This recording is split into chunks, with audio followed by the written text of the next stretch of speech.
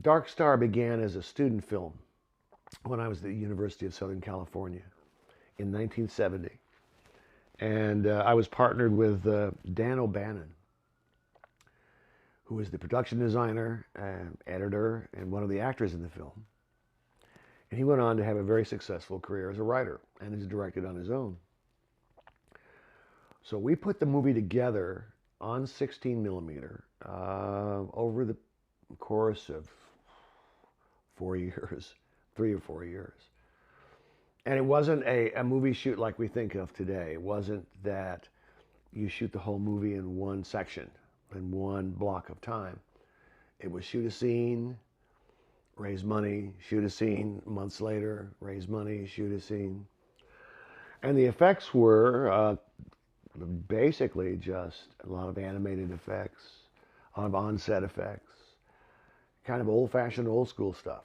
And it was a ridiculously ambitious movie for what we were doing. And as I look at it now, pieces of it, I don't like to look at the whole thing anymore. It's an amateur film. It was a kind of a nice little amateur movie made at the time.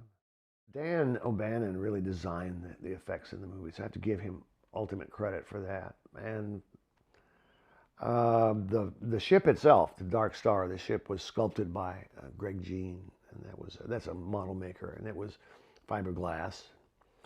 But the bomb, for instance, was a model of a boxcar, I believe, or a train, a truck, or a railroad car.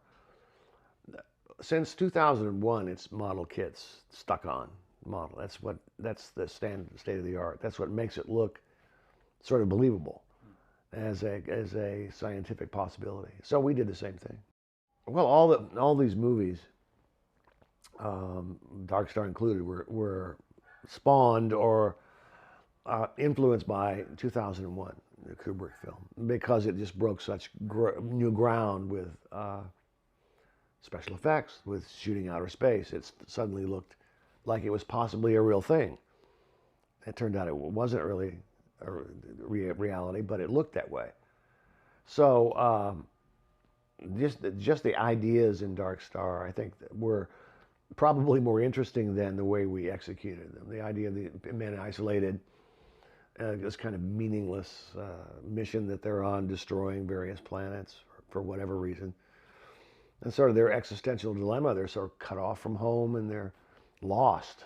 And I don't know if that's really influenced a whole lot of films, but the situation, people in a spaceship in close confinement having to deal with some problem, I mean, that goes back to It, the Terror from Beyond Space. I mean, that goes way back. So.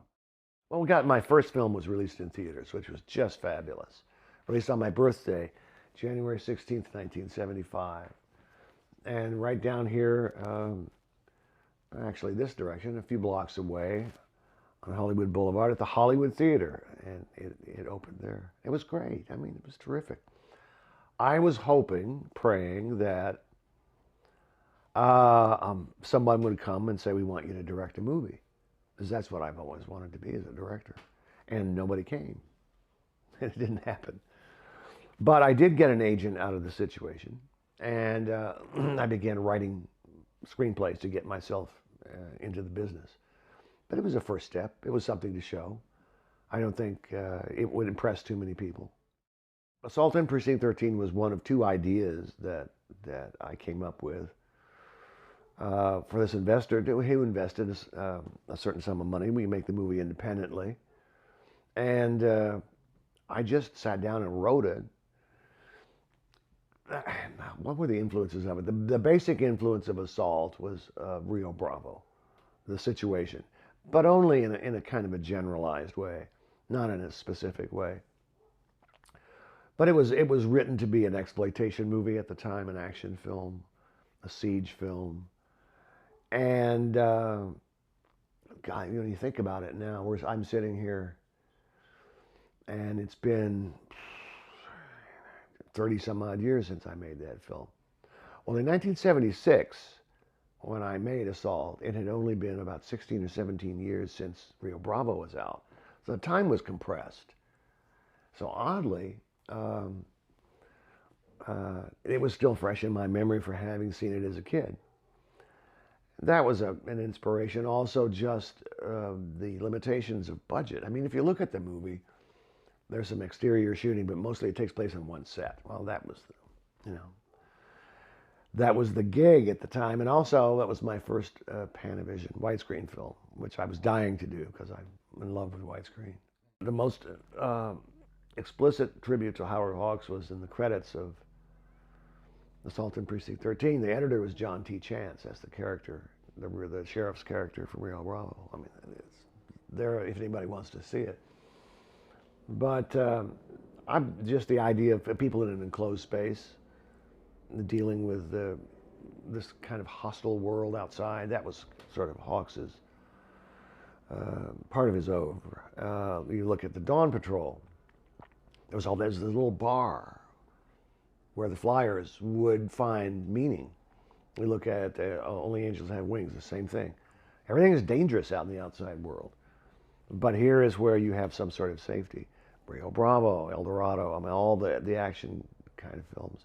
Even Air Force, the safety is in that airplane, in a sense. All around is this kind of evil. Well, that's always appealed to me. I don't know that, this is my own personal opinion. I think Hawks is maybe one of the greatest filmmakers because he's made a great movie in every genre. And he's just so understands movies. He made films with movie stars, and they were popular films that also expressed his personal point of view, his personal feelings about something. His feelings about masculinity, about male and female relationships in comedy, all throughout his movies, regardless of how sort of studio-driven they were his personal canvas to work on. That I admire a great deal.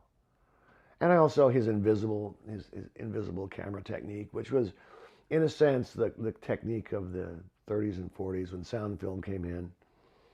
And some of the great directors perfected their craft, Hawks included. And John Ford. The invisible technique was that you didn't notice the camera being there. It was just in the right place. I always admired that. I think it's deceptively simple. It's hard to get that, to pull that off. I've heard a story how you cleverly avoided an MPAA X rating on Assault on Precinct 13. I don't know how clever it was. Well, we had a scene where a little girl gets killed with a gun, and it's pretty horrible at the time, explicit. I don't think I'd do it again, but I was young and stupid. So there it is on the screen, and the MPAA said they were going to give us an X. So the distributor of the movie, Erwinia Blonde, suggested just cut it out. We'll show it to the MPAA, and then we'll just let it go as it was. And those were the old days when they didn't check so much. So that's what we did. Cleverly, I don't know. I don't think it was very clever. It was pretty ham-fisted. Well, the one thing I have to say about me as a composer, from my point of view, is I'm cheap and I'm fast, and I'm riff-driven, meaning that most of the title themes in my films, or most of the music, is driven by a riff. If you think in rock and roll, the most famous riff-driven band is the Rolling Stones. I can say Satisfaction to you, and you know the riff of it. Well, that's what I employ, not as successfully, but I use it. And on Assault, I had 3 days or 2 days to do the soundtrack. So I was on a synthesizer and a piano, and just in that case, you don't score the film. What you do is you record 3 or 4 or 5 pieces of music that you can use in various places, and that's what I did in that case. Very quick, very fast, very simple. I was always been inspired by Bernard Herrmann, who was a composer who was, I think, probably the best, who had this incredible impact using very simple means. And the best example of that being Psychos is a score with strings only. And his idea was it's more like knife. It's more razor-edged. And then the scene in the shower with the kind of attacking string section. But his work is just amazing. Beautiful stuff. The Hitchcock work, Bernard Herrmann. So I was inspired by him. I remember in one movie, in Christine, the mixers, I did a particular piece of music for a scene, and they said to me, we can use this under the whole movie. This just supports what the mood, and it sits there invisibly. So it's a little like Hawks's invisible camera style. The music is kind of invisible. Now there's another style of musical composition, kind of Max Steiner-esque. He's the he's the king of Mickey Mouse, which is that Mickey Mousing is that you emphasize every movement on the screen. And then it was in King Kong is a perfect example of a score that Mickey Mouse's boom, boom, boom, boom. Every move is hit with music, and that's also great. The king Mickey Mouser nowadays, I would say, is probably John Williams. You shot Halloween once again on a very low budget, $300,000, very quickly, 21-day schedule. Is that, in certain ways, kind of creatively invigorating to be under that kind of pressure? You know, it's a great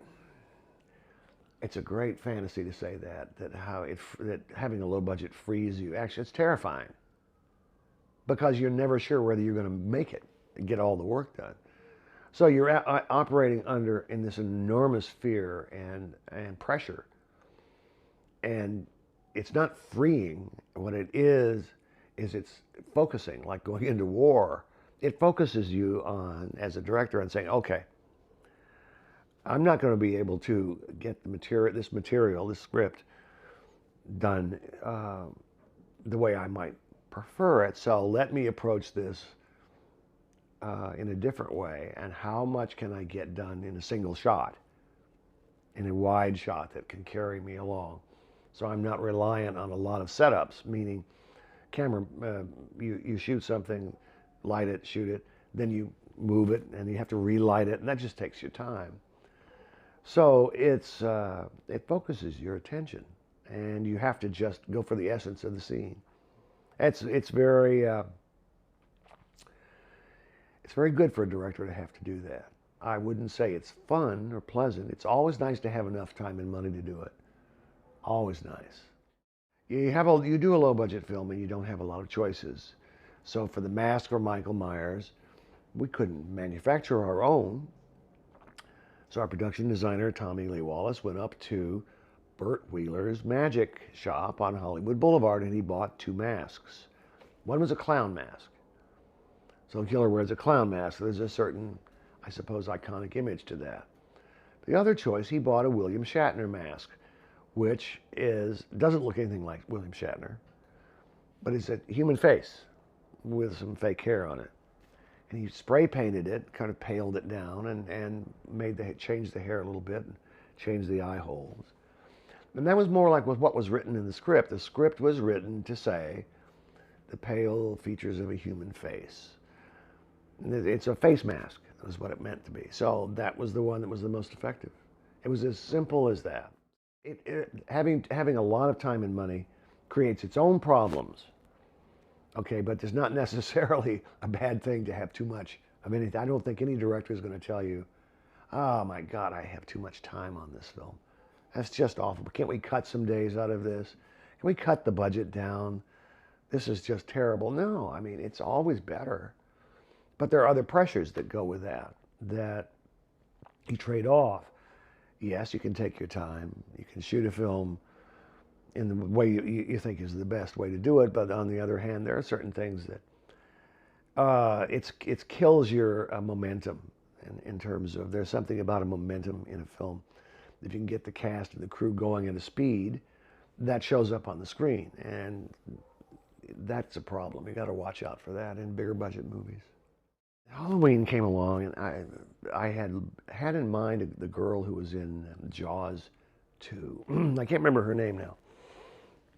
A very talented actress, and she didn't want anything to do with it.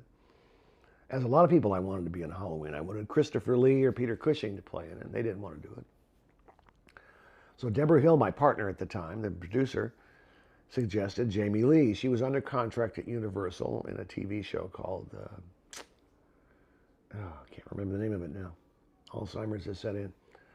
And she was she's 19 years old, a young actress, and Deborah suggested it because it there was an echo of Psycho. And so Jamie came in and read, and she was absolutely delightful and perfect for the part.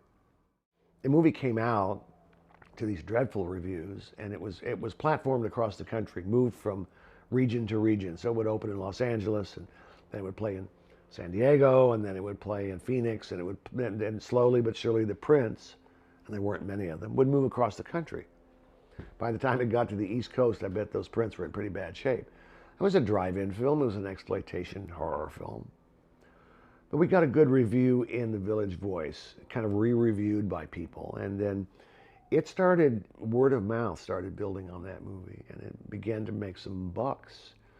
And I noticed it because people began paying attention to me. People began making offers to me to direct films. And so that was the surest sign that it had become successful. Today I look back on it, it's just absolutely wonderful. You know, it's real lucky. We were just trying to make a movie. Hopefully, you know, it was going to be something special, but I can't say I knew that. My involvement with Rob Zombie's remake was to extend my hand and have a check placed in it, and then close my hand and return to my position on the couch watching basketball. What did you think you did a pretty good job then? I haven't seen it. I have no comment. I don't know what to say. And I will say this for you. Rob is a friend of mine. He's been a friend since '96, and he did some music for me on a film I made. So I'm not going to say anything about his version. It's his, and I'm not going to critique it. Let's go on to The Fog, and again, you're working with Jamie Lee Curtis, and you got to work this time not just echoes of Psycho, but you got to work with Janet Leigh as well. What was that like? Janet Leigh was fabulous. I mean, she's a real studio-trained actress back from the old days. And one of the things that really impressed me was that we had a scene where we shot it in a restaurant there in Point Reyes, California, and she had to break down and cry. And for technical reasons, because it was a very difficult sequence, she had to do it over and over and over again. Boy, she could just do it every time. Just bang, bang, bang. That's that old studio training, you know? She didn't have to summon up the emotions. She knew how to do it. And a very, very wonderful lady. One of the influences on the film is an obscure British movie called The Trollenberg Terror. How did you discover that? 'Cause I love that movie. Well, we in America know that movie by its retitled called The Crawling Eye. The Crawling Eye was a movie I saw in 1958 when I was a kid. Mainly The Fog, moving. That's the inspiration for it. We didn't have the big eyeballs crawling in the fog. And you also said a visit to Stonehenge was a big influence on The Fog. Just a visual of the fog across, standing in the plane there, looking at Stonehenge and thinking, this is smaller than I thought it would be. God, I thought it would be bigger, but it's still impressive. And across the plain there's the fog. Fog over there. Well, what's going on over there? It looks like a ghost story type thing. So that was what it was. Escape from New York was written in the 70s, and it was probably influenced a lot by Death Wish, a movie with Charles Bronson about the vigilante in New York killing, getting revenge for what happened to his family, that kind of thing. And I made it science fictional, and I kind of thought of Clint Eastwood as the character who would be playing it. It's also based on a kind of inspired roughly from a science fiction novel called either Planet of the Damned or Planet of No Return. I can't remember which. The idea is the most dangerous planet in the galaxy, and someone has to be sent in there. Who are you going to get? The most dangerous man in the galaxy to go in. So that is that essential idea. It's a big idea prison movie in the sense that New York as a prison is the first thing you have to swallow, and the second thing you have to swallow is the President of the United States crashes in there. The third thing is this eye patch guy goes in and to rescue him, and the rest is sort of a series of adventures. James Cameron worked on that movie in the That's right. special effects department. Did you have any inkling of what lay in store for him? He was, when I went over to visit the Corman facility where the special effects were done, he was the he was the genius, the resident genius. Everybody was talking about how great he was. I remember meeting him on the set. Actually, it was over in the San Fernando Valley. He was doing a glass painting for us. He was sitting on a hillside with some glass set up, painting New York skyline to be able to shoot the next shot. It was just beautiful. I mean, it was really technically great. So I said hi to him. We talked a little bit. That's about it. Kurt and I met on Elvis. He played Elvis Presley. That was the 3-hour movie I did for television. And he was just terrific. You know, he's an old timer in the sense that he's a child actor. He knows how to, his discipline is beyond reproach. He comes ready to go. He knows he knows the job, movie making job. And he's just enormously talented. So we became friends. Escape from New York, like a lot of your earlier films, portrays a very post-apocalyptic future world. Are you surprised that we've made it this far? Actually, yes. I was after the Cuban Missile Crisis, which I lived through, knowing what was going on, and after that whole confrontation, the possibility of nuclear holocaust, everything is amazing to me now. Everything that we've made it this far, and I'm probably a short-term. I'm a long-term optimist, but a short-term pessimist. You know, I think it's all fucked in the short term, but in the long term, I think it may work out. The Thing was a movie that was an assignment. That's the first movie that we've talked about that I did not write.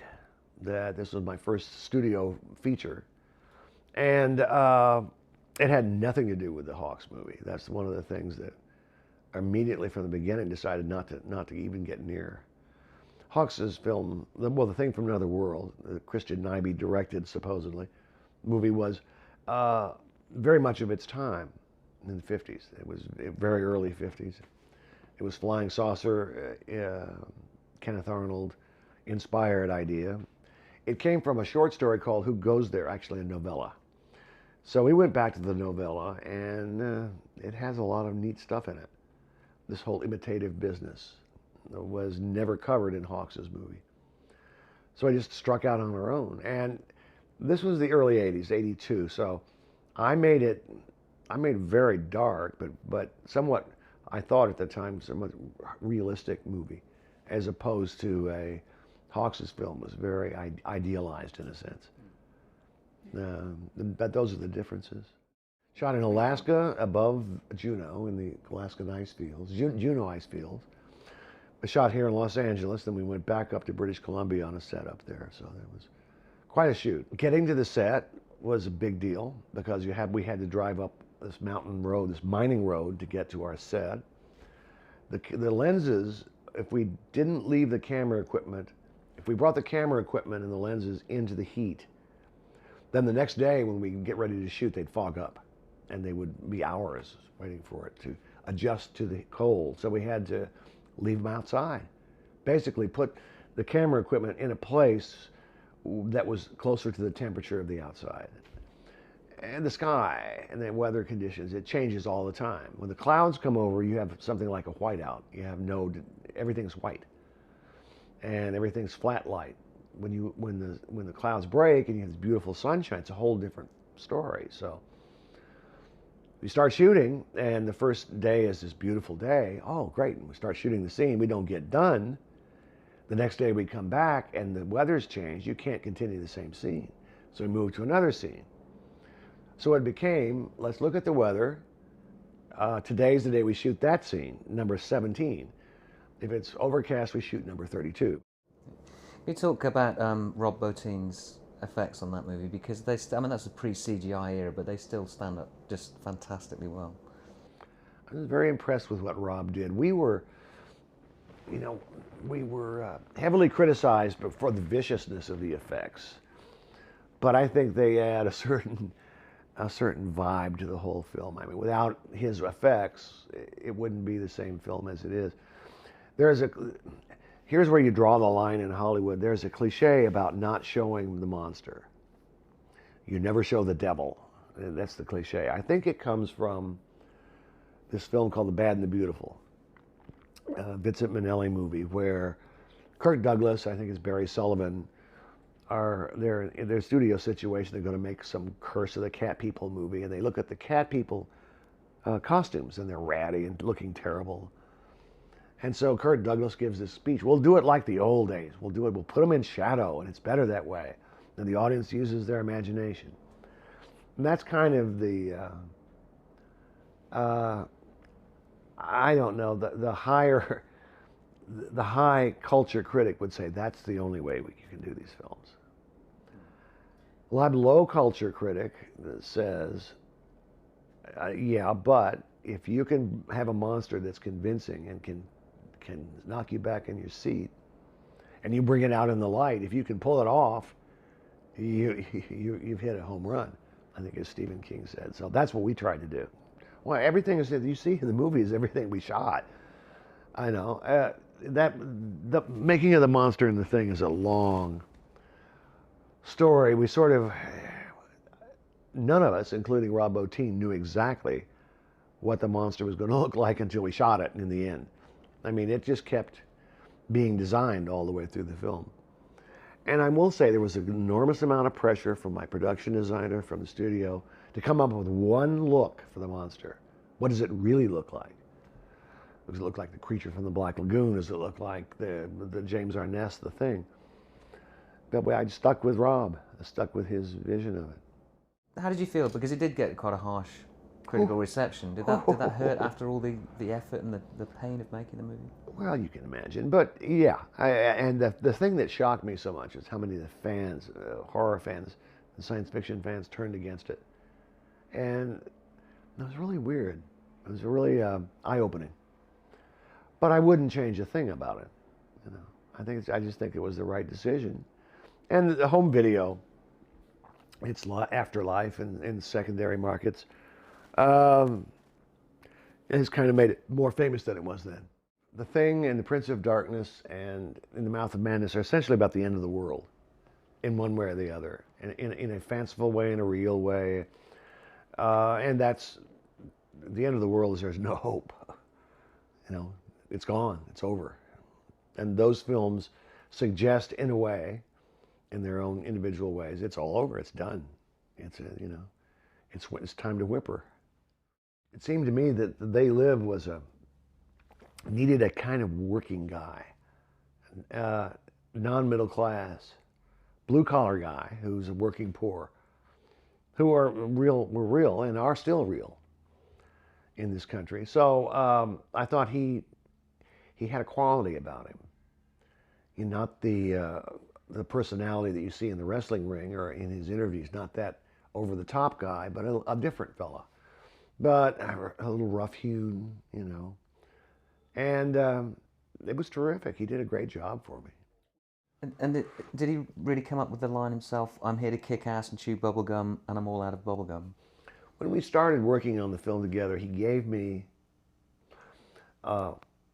several sheets of paper, and he said, these are things that I have said that I've made up for my wrestling interviews. They're lines that I've used. If I'm going to do an interview about some wrestler I'm going to meet on Saturday night, I'll say these lines. And some of them were not what I needed for the film, but that one, particular one, I thought, well, that's pretty great. You know, we can use this. It's way out of context here in a way, but it's fun. It's his, so he wrote it. Do you think the film has still some relevant social commentary? Oh, that's never ended. That's still with us. They Live is a documentary about what's going on now. Relevance, of course, yeah, it's still here. Here's my philosophy on it. I'll just tell you. I think Ronald Reagan, along with your gal there, Iron Lady Thatcher, came into power by saying government was a problem. That's an absolute lie. Good government is a solution. Bad government is a problem. Not government. That's all it is. What is your feelings on movie violence? Oh, that's a tough one. You know, because I defend the director's right to show almost anything, I think we all have to use our, we have to use what's inside of us to be the judge of what's too much. On the other hand, there are things that I think go too far. Child pornography, I think, goes too far. I don't. But there's a part of me that says, yeah, but I can, I can see, if you fake it, I can understand that. And there's another part of me. That's the dichotomy, in a sense, the battle with an artist. If you approach a piece of material that has some real violence in it, you have to figure out how to do it. How do you feel about the latest vogue in horror cinema? I bet you're going to say the words torture porn, aren't you? I bet you're going to say that. No, you didn't say it. Okay. Well, I was going Everybody says that. Horror movies are always indicate something in the culture in which they're made. And I think if you just think a minute about the plots of a lot of these films, you have Americans going to another country and are being tortured. Now, if you think about our world, how does that fit into what we know now?